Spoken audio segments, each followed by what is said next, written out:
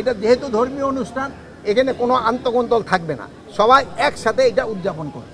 হামলার কোনো হুমকি নাই, সব কিছু ভালোভাবে। আপনারা তো শুনছেন, আমাদের ভাই বোনরা অলরেডি কিন্তু তারা বলছে। এখন আপনারা বাইরের কোনো কথায় কান দিবেন না, আপনারা বাইরের কথায় কোনো কান দিবেন না, এটা যেন ভালোভাবে এটা আপনাদেরও কিন্তু সবাই সাহায্য সহযোগিতা দরকার। এবার ধরেন যে আপনাদের আজকে কিন্তু একসাথে করতে অনেক সময় লেগে গেছে, বাট ঠাকুর পূজা পরিচালনা করব সেই সময় কিন্তু আমাদের এত গন্ডগোল করলে হবে না।